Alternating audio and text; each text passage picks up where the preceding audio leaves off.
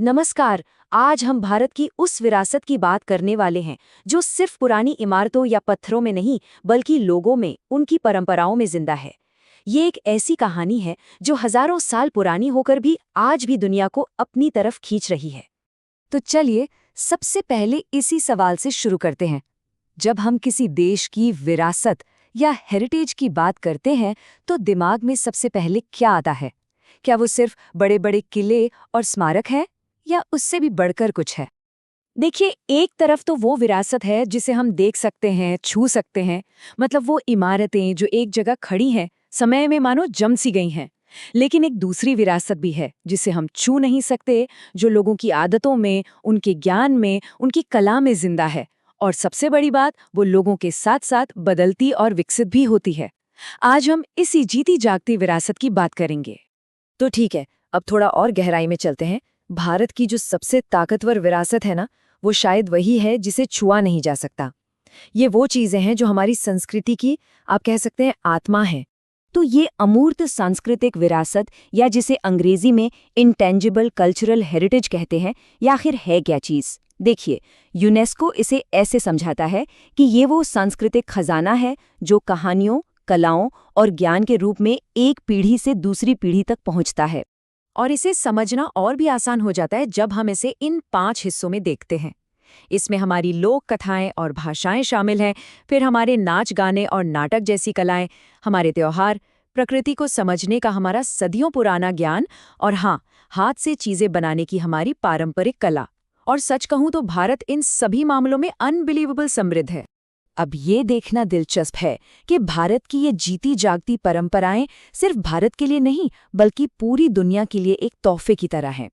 ये वो चीजें हैं जिन्होंने पूरी दुनिया की संस्कृति पर अपनी एक गहरी छाप छोड़ी है। और इस लिस्ट में सबसे ऊपर नाम आता है योग का। अब ये कोई सिर्फ एक्सरसाइज तो है नहीं, ये तो मन, शरीर और आत्मा में संतुलन बनाने का एक पूरा विज्ञान है। एक प्राचीन भारतीय दर्शन जिसे आज पूरी दुनिया अपना रही है। योग का सफर भी कमाल का रहा है। सोचिए, 5000 साल से भी ज्यादा पुरानी एक प्रथा जिसे महर्षि पतंजलि ने अपने योग सूत्रों में एक व्यवस्थित रूप दिया, और आज वो एक ग्लोबल वेलनेस मूवमेंट बन चुका है। इतना ही नहीं, अब तो पूरी दुनिया 21 जून को अंतर्राष्ट्रीय योग दिवस भी मनाती है। और बात सिर्फ सेहत की नहीं है, इसका आर्थिक असर देखिए। आज योग अरबों खरबों डॉलर की ग्लोबल वेलनेस इंडस्ट्री का सेंटर पॉइंट है। सही मायनों में ये भारत का सबसे शक्तिशाली सॉफ्ट पावर टूल है जो दुनिया को सेहत और शांति का पैगाम दे रहा है। चलिए अब आगे बढ़ते हैं कुंभ मेले की तरफ। ये सिर्फ कोई धार्मिक मेला नहीं है, ये मानव इतिहास का सबसे बड़ा और शायद सबसे हैरान कर देने वाला आयोजन है। जरा इस संख्या पर गौर कीजिए। एक अकेले कुंभ मेले में करोड़ों लोग, जी हाँ, करोड़ों लोग एक जगह इकट्ठा होते हैं। इसका पैमाना इतना बड़ा है कि कल्पना करना भी मुश्किल है। तभी तो यूनेस्को ने इसे मानवता की अमूर्त सांस्कृतिक विरासत माना है। और इसीलिए इसे पृथ्वी पर सबसे बड़ा शांतिपूर्ण जमावड़ा कहा जाता है। ये सिर्फ आस्था और एकता का प्रतीक नहीं है, बल्कि ये मैनेजमेंट का भी एक जीता जागता उदाहरण है कि कैसे कुछ हफ्तों के लिए एक पूरा का पूरा शहर बसाया और चलाया जाता है। अब बात करते हैं एक ऐसी परंपरा की जिसे हाल ही में यूनेस्को की लिस्ट में जगह मिली है, कोलकाता की दुर्गा पूजा। ये त्योहार कला, संस्कृति और समाज को एक साथ लाने का एक बेजोड़ उत्सव है। दुर्गा पूजा सिर्फ एक त्योहार नहीं बल्कि अपने आप में एक मॉडल है। ये दिखाता है कि कैसे अस्थायी कला, मतलब जो पंडाल और मूर्तियां कुछ ही दिनों के लिए बनती हैं, वो एक पूरी की पूरी कल्चरल इकोनॉमी को बढ़ावा दे सकती हैं। और सबसे जरूरी बात, ये लोगों के बीच सामाजिक रिश्तों को और भी मजबूत करती है। देखिए, योग, कुंभ और दुर्गा पूजा, ये तो बस कुछ झलकियां थीं। भारत की अमूर्त विरासत का ताना बाना तो बहुत ही विशाल और रंग बिरंगा है। चलिए कुछ और उदाहरणों पर तेजी से एक नजर डालते हैं। ये है कुटियाट्टम।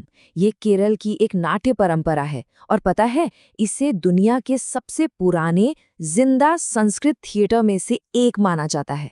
कमाल की बात यह है कि आज भी इसे वैसे ही पेश किया जाता है जैसे सदियों पहले किया जाता था। और ये है छऊ नृत्य, पूर्वी भारत का एक बहुत ही जोशीला डांस फॉर्म। इसमें मार्शल आर्ट्स, कहानी सुनाने की कला और लोक परंपराओं का एक शानदार संगम देखने को मिलता है। हर इलाके का अपना अलग ही अंदाज है। और अब वैदिक मंत्रोच्चार, सोचिए, हजारों साल पुराना ज्ञान जिसे बिना लिखे सिर्फ सुनकर और बोलकर आज तक उसके सटीक उच्चारण के साथ जिंदा रखा गया है।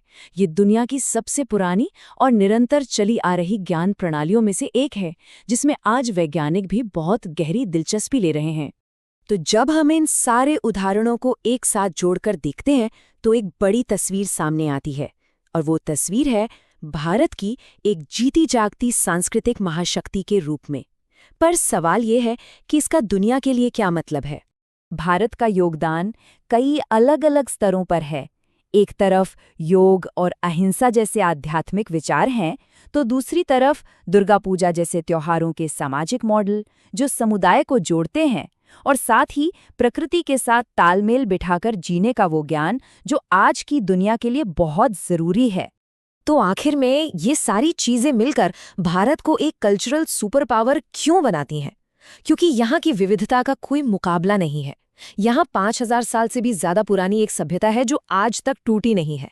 यहाँ परंपराएं सिर्फ किताबों में नहीं, लोगों की जिंदगी में जिंदा है, और इसका आध्यात्मिक प्रभाव वो तो पूरी दुनिया महसूस कर रही है। और इसी एक सवाल के साथ आज की बात को यहीं खत्म करते हैं।